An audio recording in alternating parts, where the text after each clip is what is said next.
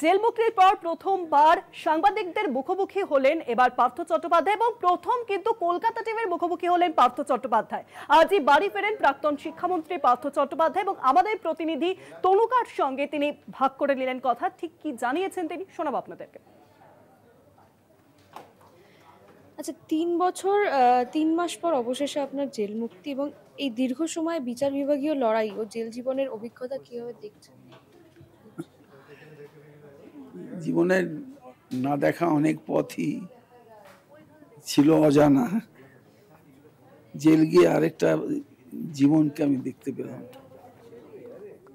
এবং জেলের সার্বিক যে অবস্থা তার যে কতটা উন্নয়ন দরকার সেটাও আমি অনুভব করেছি। আমি আজকে এই টিভির মাধ্যমেই বলছি যে জেলের যে কারারক্ষীরা আছে তাদের ৬০ দিনের যে ছুটি যা তারা ৮৭ সাল থেকে পেত, আমি মুখ্যমন্ত্রীর কাছে অনুরোধ করব যে যেন তারা পুলিশের সমান পায়। তারাও তো পুলিশ, তারা রৌদ্র জল বৃষ্টিতে যারা আসামি তাদেরকে পাহারা দেয়। না আছে বন্দুক, না আছে ত্রিপল, না আছে শেল্টার, না আছে জামা জুতো কেনার অধিকার, না আছে ইউনিফর্ম, ফিস। তাদের অনেক দাবি থাকতে পারে, কিন্তু আমার মূল দাবি মনে হয়েছে ৬০ দিনের ব্যাপারটা পেলে আপাতত কারারক্ষী বাহিনী প্রায় ৫,০০০ তারা আছে, তারা খুশি হবে, তারা উপকৃত হবে। এটা আমার মনে হয়েছে। এটা আমি তাদেরকে কথা দিয়েছিলাম যে মুখ্যমন্ত্রীর সামনে তুলে ধরব। আর একটা জিনিস অত্যন্ত ভালো লাগলো যে বর্তমান যে সুপার আছে, বর্তমান সুপার যেভাবে জেল পরিচালনা করছেন সকলকে সঙ্গে নিয়ে, তার দৃঢ়তা, এবং সে যথেষ্ট দৃঢ় লোক এবং এই কম বয়সে তিনি সুপার হয়েছেন এবং তিনি যথাযোগ্য সহকারে মর্যাদা নিয়ে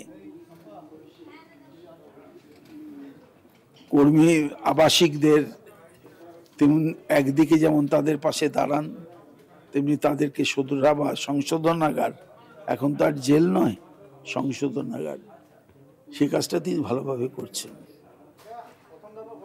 তাই এই দুটো কথা আমার প্রথম অভিজ্ঞতা অনেক আছে, এটা বলে শেষ করা যাবে না। আর আজকে এই প্রথম দিন এসে আমি আবার আবেগতাড়িত হয়ে পড়বো যে তাদের কথা আমার মনে পড়ছে, এটাই। আচ্ছা, দলের সাথে কি যোগাযোগ আছে আপনার? ৩.৫ বছর ধরে তো আমি জেলের মধ্যে। দলের অনেক কর্মীদের সাথে আমার যোগাযোগ আছে, হয়তো কোনো নেতারও সঙ্গে আমার যোগাযোগ আছে। আচ্ছা, এ তো মুশকিলের ব্যাপার যে মাছ সে কি জল ছেড়ে বাঁচতে পারবে? তাকে তো জলেই বাঁচতে হবে। সুতরাং আমি দলের বিরুদ্ধে কোনো বিরুদ্ধাচরণ করিনি। ৩.৫ বছর ধরে নীরবে অত্যাচার, মানসিক শারীরিক সহ্য করেছি, কিন্তু দলের বিরুদ্ধে কোনো মুখ খুলিনি। সেই আনুগত্যের যদি পুরস্কার যদি জেল হয়, আমি সেটা মেনে নেব।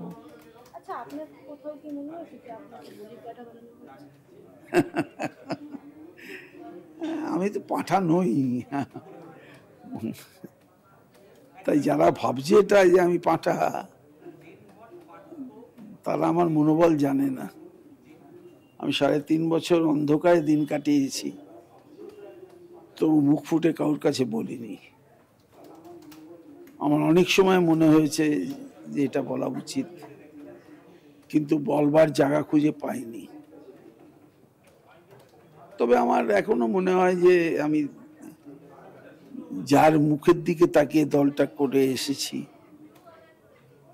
সেই মমতা ব্যানার্জি,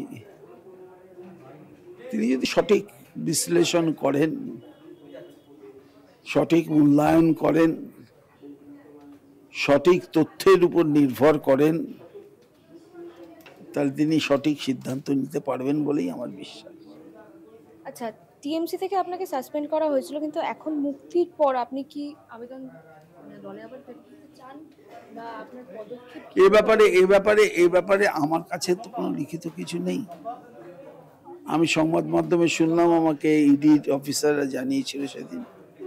আমি বলি যে দলের কাজ দল করেছে, আমি তো বলতে পারবো না আমি কি দলের উপকার করেছি কিংবা অপকার করেছি। সুতরাং আমি যে দল করতাম সে দলকে, যার ছবি সামনে নিয়ে চলতাম, সেই ছবি যতক্ষণ না পর্যন্ত আমি নির্দোষ, আমি একটা বড় চাকরি করে এসেছি, কোনো অর্থের প্রলোভন দেখাবার জন্য পতাকা ধরিনি, এই বিশ্বাস তাকে ফিরিয়ে দিতে চাই। আমি সেই লক্ষ্যেই কাজ করব। আইনের দরজার প্রতি আমার যথেষ্ট শ্রদ্ধা আছে। আমি নিজে পরপর 5 বার বেহালা পশ্চিম বিধানসভা কেন্দ্রে জিতেছি। বেহালা পশ্চিম কেন্দ্রের জনগণের কাছে, ভোটারদের কাছে আমি দায়বদ্ধ। তাদের কাছে গিয়েও তারা আমাকে কোনোদিন অসৎ বলেনি, তারা কোনোদিন আমাকে এমন বলেননি যে আমি উন্নতি করতে পারিনি। বেহালার পরিবর্তন যে কি হয়েছে, যে 2001-এর ছবি তুলে রাখলে, যেটা আমার কাছে আছেও, আর 2025-এর ছবি তুলে রাখলেও অন্তত 22, তারপরে কি হয়েছে আমি জানি না, তুলে রাখলে বোঝা যাবে যে কি পরিবর্তন বেহালার বুকে সম্ভব হয়েছে। তা সম্ভব হয়েছে মুখ্যমন্ত্রীর নেতৃত্বে এবং আমার সকলকে নিয়ে চলবার যে প্রচেষ্টা, সেই প্রচেষ্টাকে সফলভাবে রূপায়িত করতে।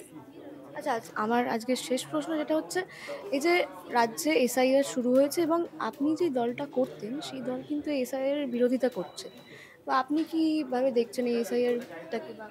না, আমি না এটা একটু বিভ্রান্ত আছে।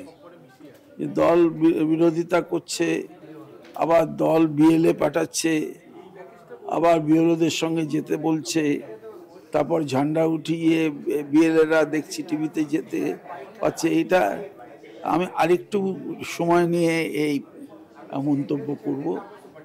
তবে আমার নিজের বিশ্বাস যে জোর করে নাগরিকত্ব কেড়ে নেওয়া যেমন যায় না, তেমন অবৈধভাবে যারা আছে বা ভোটার লিস্টে আছে তাদের নামকে রেখে দেওয়াটাও যুক্তিসঙ্গত নয়।